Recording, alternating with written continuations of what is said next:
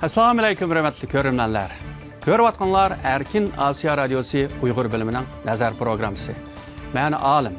Biz bugün Kanada parlamentinin 1 fevral günü 10 min Uyğur müsafirini Kanadaga elib kelish üçün ma'qullagan qarar layihəsi üstüdə söhbət elib barımız.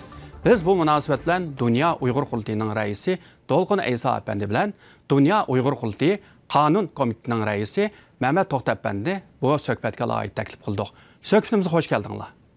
Rahmet, hoş bulduk. Rahmet, hoş bulduk.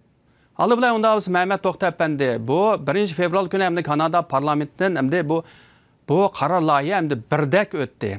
Mesela 322 parlament əzası qo'llagan bo'lsa, 0 parlament əzası bunun qarşı durdu. Albatta, uningdan burun Dolqun Eysa bo'lsin, siz bo'ling, sizlar bayonot e'lon qilgan chaqda bu cho'qim o'tidi deb Uyg'ur xalqiga zo'r umidlarni berdinglar. Ammo buni birdek o'tadiganligiga sizlar Mehmet Toxta əpəndi siz hayron qoldingizmi shaxsan o'zingiz? Kabinet ministerlerinin avaz verişine biraz tereddütüm battı çünkü bu karar layihəsinin kiriş kısmı Uyghur milli qırğınçılığı yoki irqiy qırğınçılığını cezimleştirgen cümleler var. Yani Kanada hükümeti, hükümet buluş bilen bu 10 min Uyghur'unu Kanada'ya ekiliş için bu kararı imza kılsa, kararının beşideki Uyghur qırğınçılığını itiraf kılış kimi avaz verdiğim boğaçqa. Bunun kelip çıkıdığan halkara kanunla Kanada hükümetinin üstüge yüklegen şu kanuni cevapkarlıkның astıda kalımız degen endişe bilen hazırgıçı hükümet ve kabinet azaları bu eleki gerçi 10 min Uygur'un Kanada kilişini kollusu ama kiriş kısmındaki Uygur milli qırğınçılığı cümlege avaz verişten ensirap kelgen. Ötken yılı 10. ayının 24. günü yanıma Ukraynalıqlarga tutkan alayida köçmənlər siyasetini Uygur misafirlarga tutuş hakkında okşaş bir karar layihəsi parlamentə sunulğandı mı? Kabinet azalarından fakat birisi sınaq sübtede avaz verip baxdı herhalde. Ben şuna qarayman. Xitayның tomirini tutuş için qançalik güçlük inkas qaytırdı. O nimqinmaganda ekan herhalde bu da qitim bizmi köp jasaratlendi olduk hükümetli. Avazga berişten burun baş ministri bilen bu köreşdik. Köreşip bu avaz beğenmeyi Kanada hükümet ministerleri şundak avazdan vazgeçip ya ki çekimser kalsa bunun Xitayga nispeten Xitayning elip beriyotgan şu erkiy qirg'inchilikqa yeşil çırak yaqqanlıqdek bir signal berdiganligini alayda eskertdik. Herhalde şunun bir faydası boldu dep qarayman. Yani hayran kaldık mı? Hayran kalmadık. Kanada parlamenti bununla teyyattı. En mühimi Kanada hükümetinin Xitayga nispeten tuncu qatim parlament ve hükümet sübtede birdek avazda omurtqısını tüzlep Xitayga nispeten tik turuşu hesaplandı. Şunun için mühim. Anadaki Uygurlar için ümitinin bağlılığını gösteriş ve Uygur halkının nayeti müşazır ağır psikolojik isim astıda kalgan peytte yani ümitinin mu uzak emesligini gösterişatın biz için mu mühim, en mühimi Garip devletler için mi? Yani şu qırğınçılık uçuravatkan Uygur halkı qarta bularning kanuni mesuliyeti bolgan qoğdaş mesuliyetini ada qilish için bularga berilgan bir yaxshi signal, yani her jihatdan Uygurlar için yaxshi kun bo'ldi. Shundaq albatta Mehmet Toxta əpəndi bu bir yangi bir tarixiy bir vaqa bo'ldi Uygurlar üçün. Albatta 60-60 yılları Türkiye bir qism Uygurlarni şu Hindistan yo Afg'oniston degan davlatlardan akagandan sirt hesapda bundaq minglab 10 minglab Uygurlarni hech qanday bir davlat qabul qilib bakqan yo'q. Albatta Kanada parlamenti şu Uygur erkiy qirg'inchiligini e'tirof qilgan tunji parlament. Ham bu qitim amanlarning o'rtaq tirishchanligi bilan albatta bu 10 min Uygurni akilmiz degan qarar layihini o'tirib qo'ydi. Dolqun Eysa əpəndi unda bo'lsa, siz bu qitim shu qarar layihining mana shundaq yuqori son bilan yoki birdek shaklda mushta o'tish uchun bu bilet tashlashdan bir qancha kun burun alayda shu lobbichilik qilish ham Mehmet Toxta əpəndilar Kanada hükümet erbablari bilan bir ko'rishib, shuning mutlaq o'tish uchun lobbichilik qilg'ili keldingizmi sizning safaringizning asosli maqsadi shumi? Şudağa bu qatim şu belet taşlaştın ilgiri Kanada hükümetinin adamları parlamentla bilen ve parlamentteki Uygur Dostluk grubunun xadimleri bilen görüş arkalık bunu en yukarı seviyede köpçülükten avazıyla şahsen ben bu 322 avaz yani bütün parlament azasının ki bundak zor derecede kabul kılınğanlığını men Mehmet Tohtaman bek hayran kalmadım da men hayran kaldım. Çünkü bundak ümit kılmam. Ütüdüğanlığına işençimiz zordu. Çünkü bu iş doğruluk 2020 yılı 21. yılı vaga vaxtıda Mehmet Tohtaman bilen Muhacirlar Ministri bilen köreşken her kaysi siyasi partiyanın rehberleri bilen köreşip bağan hatta 2018. yılı Dünya Kurultayı'nın bir iki kişi Türkiye'ye bir bez tizimlaş işlerini yapıp o tizimliklerini hükümet Muhacirlar Ministerliği tapşırgan. Demek bu hizmet hem de Mehmet Tohta Efendim'in riyasetçiliğinde çünkü Mehmet Tohta onun bu Dünya Kurultayı Kanun Komisyonu'nun müdürü buluş ilgili 6. nöbetlik kurultayda Dünya Kurultayı Muhacirlar Komisyonu'nun müdürü bulup muş hizmetini için işligen. Demek bu bir qancha yıllık 3-4-5 yıllık bir hizmetinin neticesi bo'lgan. Şununla bu katım Uygur Dostluğu Grubu parlament azaları bu meselede naiti ümit var bo'lganligidan haberimiz bo'lsin ama en yukarı bir seviyede ötüşünü arzu kıldık ama en ahirki neticesi 322 avazın birme adam karıştırmayı. Çünkü bu hem de demokratiyada az uçuraydıgan hatta görünmeydigan bir hadis şu hem de. Bu hem de bizden ayancanlıgan mesele. Şunun bu kadın bir kelişimiz şununla hem şahit buluş degandagidek en yukarı bir avazda ötküzüş hatta kabinet Mehmet Tohta Efendi dep bitti. Kabinetning hükümet azalarının mı bunun da hem de çünkü mesuliyeti eğer iş biraz tarafsız turvalıdığan karıştığımızı mı kılış ihtimallığı battı. Şunun için Taşlaştım bunun baş ministeri bilen körüştük, muhacirler ministeri bilen körüştük ve başka yani maliye ministerleri bilen körüştük, taşkışlar ministeri bilen körüştük. Aşlarının hemmisinin bu Uygur halkının ki bunu tört gözüden kütüp atkallığı bu Kanada'nın bütün dünyada lider bir ülkelik nebisini şekillendiriştim rolünü oynagandığından ibaret. Bu nesini ifade qilgan bolduq. Degandagidek aşina bir maqsad bilan kelgan. Kayilib bunga şahit bo'lganligimdan o'zimni nayti g'urur his qildim. Shundaq. Mehmet Tohta Efendi bu endi albatta bu Kanadaning parlamentda endi bu tarixiy qarorni chiqarib Muş muhaciret Uygurlarını bek suyundirdi. Albatta nurg'unlar albatta ijtimoiy to'rbatlarda bo'lsin Dünya Uygur Kurultayı'na bo'libmi Mehmet Tohta Efendi sizning tirishchanligiga, sizning tashkilotingiz ham Kanadadagi Uygurlarga teşekkürlerini bildirgan bo'ldi.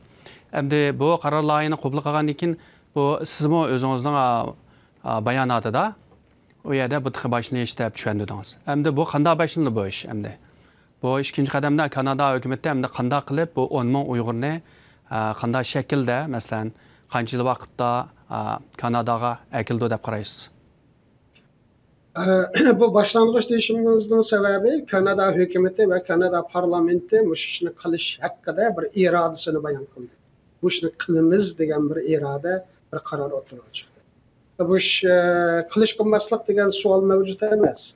Bunu kanday kılış ve en kısa vakitte kaçan kılışmış şu suallar, hazır bulan suallarmış. Şunlaşka hem de bunu dinkin ki top hükümetinin küçüğüdü buludu. Bizim 8'incisla ziyaretle reisimiz Dolkunuysa o karandaşlarımızı yol sağlandığı için Kanada Göçmenler Ministerliği'de bir çıkınımız var. Yukarı dereceli emeldarlar bilen. Analıkın taşkı işler bilen birleşip bir task force yani hareket merkeziden birini şekillendirimiz. Ondan sonra neme lazım. Çünkü bu Uygurlar bir yerde emas, çiçilip ketken. Ondan keyin Uygurlar turayotgan devletlerinin şaraitleri, Xitoy bilan har xil munosabatlarim bor. Shunlashqa bu yerda bir qancha tarmoqlar bo'yicha diplomatik harakat ilib berishga to'g'ri keldi. Yana bir masala hamda Kanada Tashqi ishlar ministerligi shu Uygurlar tarqatlashgan bir qancha davlatda bir workstation yoki bir ish markazida bir ishxonalardek birisini ta'sis qilmasa o konsul hozirgi mavjud konsul va elchixonalar bu ishni bajarib ololmaydi. Endi bu Uygurlarning tanlash masalasi va bexatarlik masalasidan tekshirish masalasi va anadagi kimliklarini turg'izish masalasi va kimning pasporti va kimning pasporti yo'q, anadagi qancha jon degandek nurg'un tafsiliy to'ldiradigan eng az 4-5 jadvallar bor. Şunlaşqa müşülarning ichida qaysi biriga biz qanchalik yordam qila olamiz? Anadagi hukumatlar qanchalik qiladi? Müşülarni birlashib turib bir yo'l xaritasi chizish uchun shu oldimizgi haftadan boshlab biz ishlashga boshlaymiz. Herhalde hukumatga parlamentning bergan vaqt muddati 100 kun hozir. 100 mushu ish kunida hukumat o'zining plan programmasini o'tirib qo'yish kerak va bu Uyg'urlar 2014-yildan boshlab kelishga boshlash kerak. Şunlaşqa hamda bu yerda hozir shu Uyg'urlar turayotgan davlatlar Xitoyga nisbatan ayta do'stona davlatlar. Bu reallikni qabul qilishimiz kerak. Shunlashqa Kanada hukumati buni biladi. Buni imkon bor siyosiy bir to'qinish nuqtasiga aylantirmasdan shu qarindoshlarimizning kelishini qulaylashtiradigan qanday shaklda siyosat, qanday shaklda bir harakat plani shu konkret narsalarda hamda shu oldimizgi haftadan boshlab biz keyinidan ishtirishimiz to'g'risida bo'lmasa diniy kitoblarni o'qimasa tekshirda turgandek bu qarorni nima ijro qilmasa turadi bir yerda to'plab yesib bu qarorni ijro qilg'izish masalasi va nurg'un qarindoshlar uchrab qilib mana qaror chiqibdi qachon kelamiz deb nima qila boshladi. Bu shunda oson emas. 4-5 yildan beri da'vatiman bu davlatning ishi. Uning ustiga Kanada hukumati bu akaga Uyg'urlarni allaqachon qanolanguchi deb qabul qilib qo'ygan uchun bularni kelish rasmiyatlari shu Kanadaning mangulik o'ltiraqlashish kartı bilan keldi. Ya'ni Amerikadagi yeşil kartı. Shunlash buni uchun bexatarlik tekshirish bo'lishi kerak. Bu insonlarimizning jinoiy tekshirishlari olib beriladi. Ya'ni siz qolmam bu sog'lom olmami nurg'un tekshirishlar va Kanada adamkilimizda bu tiqib o'taman degan gap yo'q. Buning uchun jinoyatchi bo'lsin. Buning uchun qalaymiqashlar qarlashga adam bo'lsin. Buning uchun radikal insonlar bo'lsin. Kanada jamiyatini qalaymiqan qildigan va Kanadadagi ahillik milliyatchiligining urg'ib ketishini u yoki shuning sabab bo'ladigan insonlar bularning o'ylashadigan nurg'un narsalari bor. Shunlashqa shu inchki masalalar bo'yicha hukumat bilan paranglashib, yo'l xaritasini chiqarib, qaysi davlatdan boshlaymiz, qanday boshlaymiz, qanday insonlardan boshlaymiz degandek bu konkretni o'sha har bir narsaning o'ziga ishlashga to'g'ri keldi. Shunlashqa qaror elindi, hamda ish harakat vaqti buni hamda keldi. Rahmat Mehmet To'xta apandi yaxshi tushuntirib berdingiz.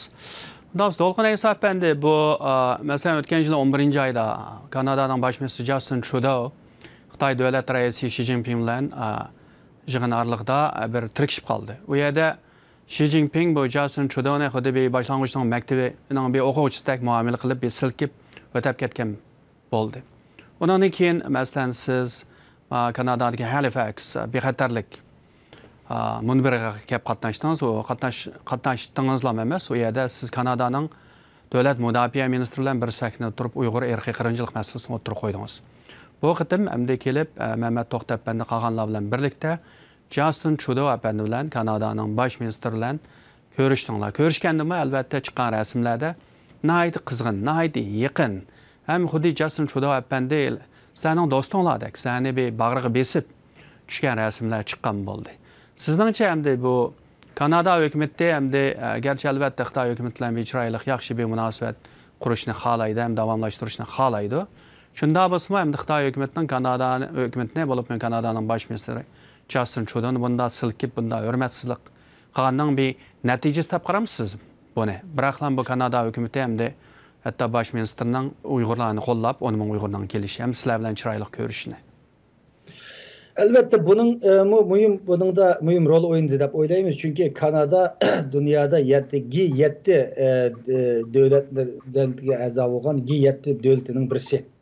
Xitoy bilan nurg'unlagan iqtisodiy, siyosiy narsalarda xalqaro birga harakat qiladigan bir davlat, kuchli bir demokratik fikir erkinligiga, inson haqlariga hurmat qiladigan bir davlat. Mujna bir davlatning baş ministriga degandagidek xuddi o'zining qo'shni davlatlari Pakistanninki va yoki boshqa qo'l ostidagi Xitoyning monopollik ostiga kirib qolgan bir davlatning rahbarligi qilganligidek aslida xalqaro diplomatiyada har qanday bir davlatning raisiga unda muomala qilolmaydi, ammo Xitoydagi davlatining rahbarining bu pozitsiyasi hakikaten Xitay devletinin yani Xitay liderinin qandaq bir xarakterge, bu sistemin qandaq bir sistem bo'lganligini dunyoga yaxshi ichib berish uchun bir signal bo'lgandi. Demek bir devletning bosh ministriga bundaq bir muomala qilgan bir diktatorning yani o'zining qo'l ostidagi ezilayotgan millatlarga bugun Uyg'urlarga nisbatan erkiy qirg'inchilik yapayotganligidan da qandaq vahshiy bir qattiq qo'l qo'llanganligini tushuntirib berishda aniq bir pakt bo'ldi. Bir necha sekundlik bir harakat bo'lsa-mu buni ko'rsatdi. Demak bu qatim bu qarorning chiqishining o'zidami buning favqulodda demek bu milletni hakikaten çünkü bu Xitoy hükümeti dünyaya yağın uçurulan taktiş arkalı Müslüman devletlerinin rehberlerini hatta tadqiqatçılarını mollamlığını apırış arkalık yagediğini zatladı. Yüzünün bu yapayotgan qirg'inchilikni yo'shishga urinayotgan vaqtida yolg'on xabarlarda qisman bo'lsa-mu dunyoda belgilik bu Amerikaning o'yini va yoki g'arb dunyosining o'yini deydigan nimalar shakllanayotgan. Bunda bir vaqtning o'zida bu qilgan narsa Kanada hukumat rahbarlarini kabinet a'zolarini yani bir devletning g'urur meselesi. Bu demek bu milletga nisbatan hakikaten facialik bir bakende bunu ispatlab berish rol oynadı. Şunun bu qatim bu yerda bu qarorning da bütün kabinet a'zolarining hatta bosh ministrning mu bevosita ovoz berishi mushunda muhim belgi ta'sir bor deb o'ylayman. Biri Uyg'urlarga bo'layotgan nimani tushunishda, ikkinchisi Xitoyning bosh ministriga bo'lgan bu narsa hamda diplomatik bir nazokat jihatdan aytib qabul qilib bo'lmaydigan bir harakat. Onun için biz birinci qatim ovoz qo'yilishdan bir kun burun ko'rishgan vaqtimizning o'zida biz Uyghur xalqining salimi borligini, nayt zo'r umidlarni kutayotganliklarini desak, bosh ministr Justin Trudeau o'zi kelganinglarga rahmat aytaman dedi va bizga rahmat etdi hatta. Bizga rahmat etdi. Nayt yaxshi ishlarni qilyapti. Andan lekin ovoz berishdan keyin biz rahmat munosabati bilan ko'rishdik. Nayt qizg'in qildi. Biz rahmat aytamiz. Bütün bu bo'layotgan ovoz qo'yish jarayonlarini bütün dunyodagi Uyg'urlar to'rt ko'z bilan ko'rib o'tadi, hayajonlandi. Biz buni Uyg'urcha tarjima qilib bütün dünyadaki Uyg'urlar ko'rdi. Sizga jiq rahmat va desak, bergan javobi dediki, bu bir boshlang'ich. Bu bir boshlang'ich, ko'p ishlarni qilamiz degan bir bahona berdi. Bizga haqiqatan cho'ng bir umid bo'ldi bu. Shundoq. Mehmet To'xta Efendi, hamda bu Xitoy hukumati albatta bundan qattiq norozi bo'ldi. Xitoyning tashqi ishlar ministri, Xitoyning tashqi ishlar ministrligining bayonotchisi bu to'g'risida bayonot e'lon qilgan chog'da Xinjiang xalqi nihoyat xo'shal, baxt, saodat ichida yashaydi. Ularning haq-huquqlari kafolatga ega. Bu Kanada bu bizning ishimizga aralashmaslik kerak, ham o'zining bu xato maydonini tuzish kerak deb Kanadaga shilton otdi dedi. Sizningcha hamda bu Xitoy hukumati hamda bu Kanada bu qarorlarni qabul qilgandan keyin buning ijro bo'lishiga to'sqinlik qila olishi mumkinmi? To'sqinlik en oxirgi hisobda to'sqinlik qilinmaydi, lekin onunga Uyg'urlar moslashsa, undan natija olamiz. Bu deganim Turkiyada Xitoy hukumatiga moslashayotgan Uyg'urlar bor. Ya'ni maqsad boshqa bo'lsa-mu, shakl boshqa bo'lsa-mu, maqsadda dal Xitoy hukumatining Uyg'urlarni Xitoy kontrol qila oladigan davlatda tutib turishdek siyosatini ochiq oshkora qo'llayotgan Uyg'ur va Uyg'ur tashkilotlari. Agar bular mush yo'lni tutsa, Xitoy utadi. Men bu mesajimni burunmi berdim, men texmi aniq, ya'ni texmi yalang'ochli deb qo'yay. Xitoy bilan o'xshash yo'l tutayotgan Uyg'ur tashkilotlari bor. Ya'ni o'zining bu pozitsiyasini ko'zdan kechirish kerak. Xitoyning maqsadi Uyg'urdan ziyoli chiqmasin, xalqaro qonunni biladigan, xalqaro sahnalarda bir qancha til bilan Xitoyni Birlashgan Davlatlar Tashkilotida, Yevropada, xalqaro organlarda siqishtira oladigan mutaxassislar yetishmasin deb Uyg'urlarni shu qalaymagan davlatlarda oshxona qo'l tijorat, qo'lunarvanchilik tijorat qildigan yoki Xitoyning yo'li ochilsa Xitoy mal ekilib satmasi jon boqolmaydigan ashundoq bir davlatlar bo'libmi Xitoyning ta'siri kuchli. Xitoy qanday shaklda boshqaraman desa, qanday shaklda kontrol qilaman desa, kontrol qila oladigan davlatlarda Uyg'urlarni tutishni Xitoy maqsad qilyapti. Bir qism Uyg'urlar da shunga xizmat qilyapti. Buni men ikkinchi qatim ochiq oshkora ogohlantirib qo'yay. Agar bularni shunday qilsa, Allohning oldida javobini o'zi beradi. Endi Xitoy bu maqsadga yeta olamdi. Davlatlarga ba'zi tahdidlarni ishlatishi mumkin. Ham ishlatyotdi. Uyg'urlarga chiqish vermanglar, yo aqay ko'kay deyishi mumkin, lekin o'q yaydan chiqdi. Bu 10 ming Uyg'ur Kanadaga keldi. Bu yo'l hamda ishildi, bu oxirat hikmat davomlashib keldi. Bu bir qism davlatlarning kelmasi boshqa yerdan keldi. Ammo bu Kanadada Sharqiy Turkiston davosining angichi vatanimiz mustaqil bo'lib ketdi. Ammo navada ishning nachirga tayyorlik qilish lozim. Hozir Sharqiy Turkiston davosi eng kamchil bo'layotgan bizdagi nima? İnsan kuchi manbasi. Yeterlik inson kuchining bo'lmasligi, yeterlik xalqaro qonunlar bo'yicha har qaysi kasblar bo'yicha mutaxassislarning ozligi. Hozir Sharqiy Turkiston davosiga 10 ming odam ishlasa bu davo ozlik qiladi. Bu davoni qilish endi bundan keyin ko'chalarda namoyish qilish bilan bo'lmaydi. Vaqirash bilan bo'lmaydi. Qalam bilan bo'ladi, qonun bilan bo'ladi, siyosat bilan bo'ladi, xalqaro sahnalarda bo'ladi.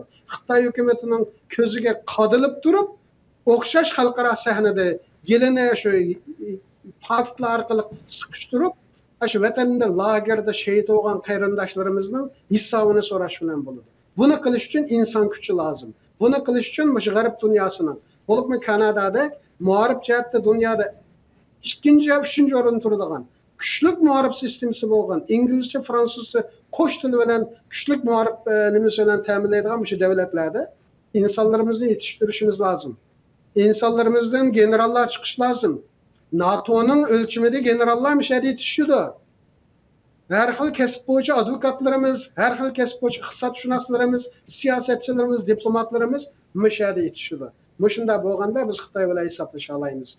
Bu Xitoydan mushuni nim qilgan uchun, to'nib yetgan uchun mas'uliyatlar besim qilyotdi.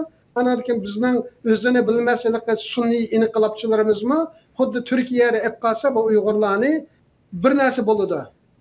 Yoki bir ajoyib bir natija qozongandek as-sirtin emas, uch qashqari qarshi kampaniya safarbarlik ish qilyotdi. Men bularni qilayotgan ishlardan darhol qaytishini men shu ekran orqali ularga tavsiya qilaman. Dolgan hesap endi hozir endi Kanadada birinchi bo'lib endi bir qaror loyiha bo'lsa-mu, 10 ming Uyg'urni akilmiz deb birdek ovozda Kanada bosh ministri Justin Trudeau'nun qo'llashi bilan bu ma'qullikdan o'tdi. Sizningcha buni hamda masalan hozir Amerikani desakmi, Amerika albatta Xitoy hukumatining Uyg'urlarga qaratgan irqiy qirg'inchilik ham insoniyatga qarshi jinoyatni birinchi e'tirof qilgan davlat. Ham shuningga munosabatlik nurg'un qonunni chiqadi, ham qarorlarni chiqadi, ham Xitoyning davlat emas, ishqi Paptum rayoning rahbaridan Chunjuangodan tortib Bingtongacha, soqchidan tortib shirkatlargacha jazo qilgan davlat bo'lsa-mu, ammo Amerikaga panoh kelgan Uyg'urlar nurg'un yil saqlab ketdi. Amerikada hozirgacha tehi masalan Turkiya bo'lsin, O'rta Osiyo ne bo'lsin bir qochib yurgan bir Uyg'ur Amerikaning bir elchixonasiga, konsulxonasiga kirib panohlik tilash huquqi yo'q. Shuning Kanadadagi bu qaror loyihaning o'tishi sizningcha mayli Amerika bo'lsin, siz turayotgan Germaniya va Yevropa davlatlari bo'lsin, hozir bu Kanadadagi bu qaror loyihani elib, buni ulgu qilib, shu davlatlarga berib, Kanadada mana 10 ming Uyg'urni olgan bo'ldi. Sizlar qarab turmay ilishinglar kerak deb ularning oldiga qo'yishga bir yaxshi bir sabab deb qaramsiz? Shunda bu nayt yaxshi bir başlangıç, yaxshi bir sebep. Çünkü bunun o'tgan yillarda bununki nayt yaxshi bir başlangıç bo'lganliklarini, mush Uyg'ur irqiy qirg'inchilikni to'nigan parlamentlarda yapgan xizmatlarimiz jarayonida ko'rdik. Çünkü Kanada parlamenti tunji qitim Uyg'ur irqiy qirg'inchiligini qabul qilgan parlament. Shuningdan oldida bu harakat bizning orzuyimizdi. Dünya qurultiyi bo'lib, dunyo qurultining tarkibiy tashkilotlar bo'lib, rahbarlar bo'lib, mushu Uyg'ur irqiy qirg'inchiligini qabul qilg'izish uchun Uyg'ur sotlari qurildi, parlamentlarda, hukumatlarda harakatlar elib berildi. Ama shunda bo'lib bo'lmayotganligini qabul qilish eg'ir gap endi bu irqiy qirg'inchilikni qabul qilish degan. Haqida o'zimiz harakatni qildik, ammo qanday bo'lganligini bilmaydik. Oxirida bu tirishchiliklar neticesinde deganidek Kanada parlamenti tunji buni qabul qilgandan keyin bir umid echildi. Shuningdan keyin texmo biz qo'rqmay turib davlatlarga, parlamentlarga sizlar mana Kanada qabul qildim deb qabul qilmaysizlar degandan keyin bu bugun 10 parlament, milliy parlament va Yevropa parlamenti bulup 11 parlament bu Uyghur erki qirg'inchiligini qildi va Amerika hukumati bo'lib bu 12 rasmiy organ buni qabul qildi. Demak, bugün Kanada endi 10 ming Uyg'urni, ya'ni soni aniqcha Uyg'ur muhojirlarini qabul qilmaymiz degan bo'lsa, bu 10 ni qabul qismi bo'ladi, 20 ni qabul qismi bo'ladi, 100 ni qabul qismi qildik deydigan gap. Ammo bu yerda aniq bir son bor. 10 ming Uyg'ur deydigan gap endi. Demak, bu endi cho'ng gap 10 ming Uyg'ur degan. Demek bu narsani biz tutib turib, aldığımız kunlarda endi mayli Amerika olsun, çünkü Amerika mı köçmen qabul qildigan ma'lum nisbatli bir davlat. Endi Yevropa davlatlarida Kanada, Amerikaga o'xshaydigan va yoki Avstraliyaga o'xshaydigan köçmen muayyan miqdorda har yili köçmen qabul qildigan bir programmasi yo'q. Ama shunda bo'lsa bu yerda bir irqiy qirg'inchilik bo'layotganligini, chunki bu qatim Kanada parlamentining qabul qilgan bu narsa va Uyg'urlar qiyinchilik topib qolgan Uyg'urlarni va yoki Uyg'ur biz muhojirlarni qabul qildigan programmamiz bo'yicha bu programning bir qismiga Uyg'urlarni qabul qildik shaklda emas. Parlamentda Abiyat Mehmet To'xtapan deb o'tdi, parlamentda qabul qilgan bu qatimqi bu 10 ming Uyg'urni Kanadaga yerlashtirish programmasining kirish so'z qismida va bu loyihaning o'tirib qo'yilgan nimasida metin tekstida Uyghur erki qirg'inchilikka uchrayotgan balla ota-onalardan ayirib etilgan ayollarga har xil shakldagi jinsiy zo'ravonlik va tug'utni cheklash, nopusni cheklash jinoyatlar shakllantirayotgan deb birinchi kirish so'zi bor bunda. Ya'ni bir Uyghur erki qirg'inchilikka uchrayotgan bir va Uyghur erki qirg'inchiligidan qochgan insonlarni qutqizish maqsadi bilan bu 10 ming Uyg'urni qabul qildik deydi va qabul qilgan qo'shimcha moddasida bu Kanada qabul qilmoqchi bo'lgan 60 ming muhojirning bir qismi emas, buning ayrim bir 10 ming sonini qo'shib, uning sirtidan deb manda bir belgili. Demak, bu yerda bu narsa biz shuni ko'rsatdi. Devletlerge bir yerde Uyghur erki qirg'inchilik bo'layotgan ekan, sen Uyg'urlarni Kanada 10 mingni olgan ekan, sen ish bo'lmasa 5 mingni al, 1000ni al, 100ni olgin degan bir talabni qo'ya olamiz. Chunki bu erki qirg'inchilikni to'xtatish qabul qilgan erki qirg'inchilikni qabul qilgan parlamentlardagi davlatlarning va uni qabul qilmagan bo'lsa-mu bu parlamentlar, ammo 1948-yili erki qirg'inchilikni amaldan qoldirish va to'xtatish ahdnomasida qo'l qo'ygan davlatlarning mushunda narsalarni o'rinlash majburiyati bor. Shuningga bu bizni umidlantirdi, davlatlarni umidlantirdi, davlatlarga oldimizga tashlay oladigan qo'limizdagi nayt cho'ng bir paket Uyghur erki qirg'inchilikni to'xtatish va yoki bu haqda qaror chiqarish uchun mush Kanadaning Uyghur erki qirg'inchiligini parlamentdan qabul qilganligi va keyin Uyg'ur sotining Uyg'ur erki qirg'inchiligi va insoniyatga qarshi jinoyat degan doklad chiqqandan keyin davlatlarga berib qo'rqmay turib, mana endi nimaga to'xtab turaysiz degan bo'lsa, endi buning asoslanib turib, hech bo'lmasa sen vatandagi Uyg'urlarni, Sharqiy Turkistondagi Uyg'urlarni qutqizolmasang, chet eldagi Uyg'urlarni qutqizish uchun amaliy harakat qilinish kerak. Mana Kanada qildi-ku deb bir qo'limizda hujjat bo'lgan bo'ladi. Aniq bir material bo'lgan bo'ldi, paket bo'lgan bo'ldi. Demak, bu masala kelgan chaqda bu bir boshlang'ich. Mayli Amerika olsun, hatto Avstraliya ko'chman qabul qilgan davlat va ko'chman qabul qilmaydigan Yevropadagi davlatlardimi buni qila olamiz. Hamda masalan Germaniya muhojirlar masalasida har zaman qattiq qo'lliq bo'lib kelgan bir davlat. Shunda bo'lsa-mu hamda ba'zi vaqtlarda masalan Suriyalik muhojirlarni qabul qildi 2015-yilda. Afg'onistonlik muhojirlarni qabul qildi. Shu bir yil kirgan o'tgan yildan boshlab 6-oydan boshlab hozirgacha 15 qo'lda ishimiz bo'lmagan muhojirni Germaniyaga olib keldi. Germaniya hukumati muhojirlik status berib olib keldi. Yerleşip o'rnashib bo'ldi Germaniyaga. Yana bu hareketler bo'layotdi. Shuningga mencha bu boshqa jim turgan va yoki bir qism bizde muhojirlar programımız yok degan davlatlarga nisbatan bir ham besim shakllantirdi va bizning qo'limizni uzatdi. Bu cho'ng bir umidlik hodisa. Fanayiz efendi, siz mi bilasiz, Amerika'nın Tashqi ishlar ministri Blinken efendi o'sha haftaning oxiri Xitoyga bormoqchi bo'lgan asli planda. İki davlatning munosabatini aydi jiddiy bo'lib ketdi bir qancha yildan yoqi. Ana keyin Blinken efendi berish orqali ikki davlatning munosabatini tanishib, Amerikaning arzu armonlarini o'tirib qo'yish orqali ham Uyg'ur erki qirg'inchiligini balkim Aniken Xitoy hukumati bilan jiddiy shaklda bir ko'rishmoqchi bo'lgan. Hatto Xitoyning davlat raisi Xi Jinping bilan.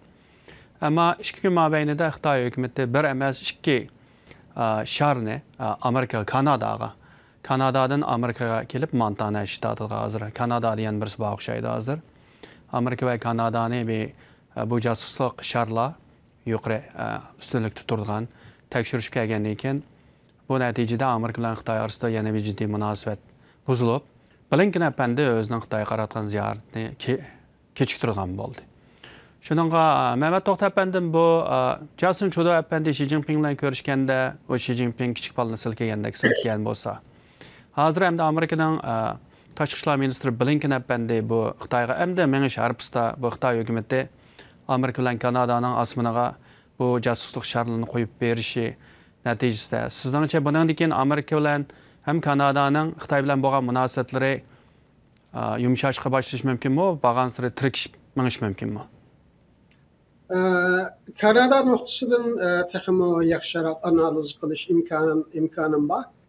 Kanada hukumati yaqinda Indo-Pasifik, ya'ni Indo-Tinch okean rayoni bexatarlik strategiyasida bu siyosat nimasini e'lon qildi.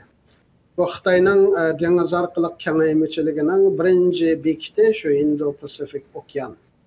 Şu atrofda Xitoy sun'iy orollarni barpo qilish orqali dengiz territoriyasini kengaytib, hem dengizdagi nimalarni tabiiy boyliqlarga ega chiqish, hem qo'shni davlatlarni parakanda qilish, eng muhimi shu dengiz qatnashidan Xitoydan boradigan, keladigan, Xitoy keladigan mallarning dunyoga uzab borgan shu dengiz yo'l bexatarligini kontrol qilish uchun jiddiy harakatlarni yapgan bo'lg'achqa bu Kanada siyosatini Tinch okean siyosati deb atadi, lekin Xitoy qaratilgan siyosat. Bu siyosatning ichida Uyg'ur masalasi ikki yadatilgan. Ya'ni davlatlarning bunda strategik siyosati asosan umumyuzlik bo'ladi va konkretni bo'lib ketmaydi, lekin uning ichida nurg'un jug'urilgan diplomatik so'zlar bo'ladi, lekin Uyg'urlar masalasi ikki yada bor. Shuning uchun Xitoyga nisbatan Kanada allaqachon o'zining rangini aniq qilib bo'ldi. Bundan keyin Xitoy bilan qanday siyosat tutish haqida faqat ikki sohada Xitoy bilan o'rtoqlashilganligini yoki imkonlashilganligini bu birisi shu dunyo xarakterli insonlarning salomatligi munosabatli masalalarda, yana birisi muhit masalasida. Undan boshqa sohalarda Xitoy bilan bizning asosan ishimiz bo'lmaydi. Kanada buni bag'an sari nima qilyapti? Xitoy bilan bo'lgan munosabatlarni asta-asta bırakmak olamaydı elbette, ama şu yönlüş qarab ketib bardı. Onda bo'lg'achqa Kanada'nın bundan keyin Xitoy bilan bo'lgan munosabati bunun hozirgidan texmi jiriklashidir. Shunlashqa bizning parlamentda shu tarafdan kelgan 4 millat vakili bor. Bu da qatam shu Uyg'urlarni akiladigan ovoz berishga shular ishchi nim bo'lib ketgan bo'lsa-mu, o'rtinib ketgan bo'lsa-mu, yaqtishga jur'at qilolmadi. Yani bu şimdi ötkendan keyin tunji qatam menga bir milletvekili shaxsiy bir uchur yozdi. Men hozirgacha bizning parlamentda mushunchalar qaror o'tdi, har kuni qonun o'tkazamiz. Bu narsalar Kanadaning matbuotida xabar olmadi. Uyg'urlarni nima qilamiz deb qarornoma o'tkazib, butun dunyo matbuotlarining eng ko'ngil bildigan nimasi bo'ldi. Butun dunyo bilib ketdi. Men tunji qatam o'zimning bergan tashlagan belitimda shunchalar g'ururlik his qildim deb. Yani bu tuyg'u bütün parlament a'zolarida bor. Yani ovoz o'tab bo'lgandan keyin parlament a'zolari hammasi o'rnidan qo'pab, eng az 5 minut oyoqda Uyg'urlarni olqishladi. Yani biz o yerga Uyg'urlar 150 atrofida, yani Kanadaning siyosatiga Kanadada Uyg'urlar ta'sir qilolmaymiz. 2000 nüfusumuz bor yoki 2500 bor. Ya saylam natijasiga ta'sir qilolmaymiz. Bu yerga Xitoyga berilgan signal bu. Yani Uyg'urlarni qo'llash bilan Xitoyga berilgan signal. Mushu Xitoyga berilgan signalda Kanadaning o'ngchisidan solchisigacha bütün o'qitish partiyalardan hokimiyat peshqirish partiyalarigacha hammasini mushu masala bir yerga kelyapti. Uyg'urlarga yordam Xitoyning bunini qanotqanlik deb Kanada buni his qiladi. Bo'lmasa bir davlatning bosh ministri bu kichiklarni adam emas, ya'ni ko'rish talabimizni ovozga berishdan muzokaradan burun qabul qildi. Muzokaradan keyin bosh ministr o'zi talab qildi. Ya'ni menga uchur yo'llabdi, tuvanga tushinglar. Tuvanga tushgandan keyin o'zi kelib, endi boshlanadi. Yani şundaq samimiy, yani Kanada baş ministri mundaq şəkil üçün yoki mundaq bir ko'rinish uchun qilmadi buni. Bütün hozirgacha ovoz berganlarda Kanada baş ministri elektronlik ovoz berdi o'z ishxonasidan. Nimani qarornomani tuzitish kirgizgan loyihaga elektronlik berdi. Ammo rasmiy qarornoma kelganda o'zi kelib o'ri turib, men mana qo'llayman deb beshinlashdi. Ma'ning simbolik ahamiyatini favqulodda kuchli. Yani şunlaşka bu mesele hemmisi yalğız Uygurlar kılınan istaşlık u işinin bir tarafı lekin en mühimi Xitay bilen bo'lgan münasebette Kanada hükümetinin bunadaki meyli hakimiyeti şu kaç kişiden katılırsa Amerika ve Avrupa'daki dostları bilen Xitay kartı başka karta başka siyaset tutulganlığı monumental müşarkılık ifadelendi. Doğru Neyzapen en ahırkı sual bu hazır hem de 6 yılda mabeynide Xitay hükümeti Uygurlarga karşı erki kırgınçılık hem insaniyet karşı cinayet elip berip geldi. Hazır hiç to'xtab qolgani yok. Bu jarayonda albatta bo'libmi uzurgan sari Uygurlar nurg'unlar ümidsizlanib, ma'yuslanib, qachon tugaydi bu ish? Oxirlashdi, qachon urug' tuqqanlar bilan jam bo'lamiz? Hayotmi, tirikmi vatandagi Uygurlarimiz deb kunda shum xabarlarni ko'rib, ko'nglina ayti yerim bir holatda bu Kanadada parlamentda bu birdek bu ovoz bilan bu qarorlarga maydon keldi. Hem albatta Amerika nurg'un davlatlar Uyg'ur masalasiga ayti jiddiy ko'ngil bo'lyotdi. Sizningcha hozirgi kunda mujundaq bir qarang'u kun bo'lsa-mu, Uyg'urlar yana umidlik bilan o'zining kelgusiga qarshi kerakmi? Elbette çünkü tarihteki her kanda bir vaktkinden Uygurlar egir bir erkek kırgınçılıkka her kanda bir vakti kargançak erkek bir zulümga düşküvattan bolsak mı ama tarihteki her kanda bir vakti kargançakda Uygurların geleceği tekimi parlak görünüyordu. Çünkü hiçbir zaman Uygur meselesi dünyanın, devletlerinin, insanların bu kadar güçlük dikkatini tatkan, bunda bir çoğun bir halkara mesele olup oturup çıkan, insanlar köngül bölgen, bir mesele bulmagan. Mana bugün Kanada parlamentida 10.000 Uygur'una ekildiğin bir kanun 322 parlament azasının. Çünkü biz bu nime karar oturup uyuştuğun ilgili başka bir karar iade müzakere kılındı. Bir sual cevap nimesi oldu. Şunundan tatip biz töpede şahit botadık. Muhalefet partiye bilen iktidardaki partiye, muhalefet partinin baş ministerine nurgun meselelerde teltif etti. Nait egir birbirine üyede hücumlar oldu. Şunun dinkin gün tertip boyunca bu Uygur macirla layihasi oturup koyuldu. Teki aradan 15-20 minut ötüp belki tansiyonlar cayığı düşüp olmayı bu meselenin kıptı. Bütün 322 milletvekili birbirinden tamam. Aşetti onçuları var, aşetti sonuçları var. Her xil gruplar var. Muşların hemimizden ortak bu meselede fikir biliyor. Bu tarih körüp bakmayan iş. Demek Amerika'da okşaş kanunlar şu şekilde kabul kılındı. Nurolgan Avrupa Parlamentoda okşaş şekilde mutlak köp kısım avazı bilen yüz bulmusu mu kabul kılındı. Demek tarihte bakmayan nesliye şahit bulduk. Muş bir kaç yılın içinde. Devletlerle çıkıyordu. Xitay şirketlerini Amerika kartizmini kıyavatıdı. Avrupa İttifakı, Amerika, Kanadalar, Xitay emeldarlarını cezalap kararlarını çıkarıvatıdı. Demek bunların hepsi bir ümit. Elbette bizden arzuyumuzdan, bizden arzu kılan ümitlerimizden uzaklıkta.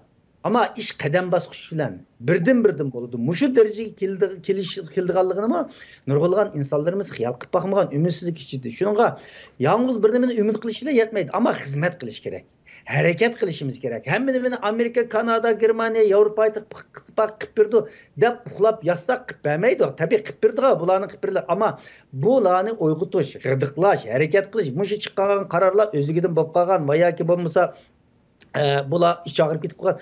Bunun akıs nurgun hizmetler var. Muşu kararının çıkışı için Mehmet Tokta Efendim'nin onun işhanıdaki adamlarının, dünya kurultu rehberlerinin, Kanada, Şarkı Türkistan Cemiyeti'nin ki Kanada'daki Uygurlarının kılgan nurgun hizmetleri var bir yerde. Amerika'daki kararlarının çıkışı için Amerika'daki teşkilatlarımızdan, Amerika'daki yurttaşlarımızın işhanıdaki Avrupa'daki okşaş şekilde Avrupa Parlamento kararı çıkışı için o kararlarının, layılarının tayarlığını için yani keç gündüz işleyen az bir kişiden işleyen nurgun hizmetler var. Şununla bir yerde her bir Uygur'un bu meseleyi kelgen vaqtimizda bizga chet elliklar dunyo qıpırdı deb yetişmedi. Bu bizning da'vo. Bu erkek qirg'inchilik biz uchrayapmiz. Oldimizda ham nurg'un xizmatlar var. Misalni alsak 2. ayning 15. kunisi Bunun da biz çağırık mı çıkardık? Birleşken Devletler Teşkilatı İktisadi, İctimai ve Medeniyet Hakları Komiteti muşu haktaki ehtinamı Xitay çünkü ehtinamı kol koygan xalqara kanunga. Muşda qanchalik icra qilgan qilmaganligi haqida Xitoyni so'roq tortadigan cho'ng bir fursat kelyapti. Xitoy Uyg'urlarni akiladi bu yerga, Tibetliklarni akiladi. O'zini haqli chiqarish uchun, bizni yolg'on chiqarish uchun butun kuchi bilan bir davlat bo'lish bilan Xitoy. Xitoy shunchalik voy, nima desang demamsa mening atom bombamga qabul qilamiz, qilmamiz demay turib, ashunchalik ushaq narsalarga har qadamlarga nisbatan nurg'un pullarni xarjlab, nurg'un kuchlarni sarf qilyapti.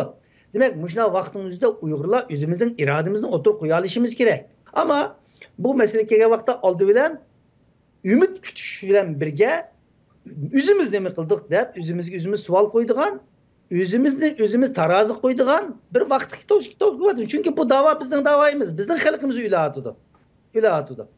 Bununla oldimizda Jenevada muşna programlar bor. Bununla Yevropada 15 ming insonimiz yashaydigan az bo'lgan chaqda.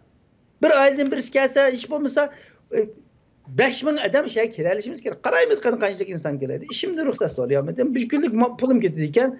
Ya xalqning yeni ketib boradi bu yerda. Demakchi o'g'lim, oldimizda haqiqatan umidlik bir narsa ko'rinyapti. Ammo bu umid yolg'iz umid qilish bilan va yoki bo'lmasa hech kirib duo qilish bilan bo'lmaydi. Uning harakatini qilish kerak.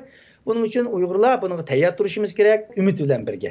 Anındikin bu iş tiz bir şekilde reallik ayında da boylayım. Sizga ko'p rahmat, To'lqin apandi, Mehmet To'xta apandi sizlarga. Sizga ko'p rahmat.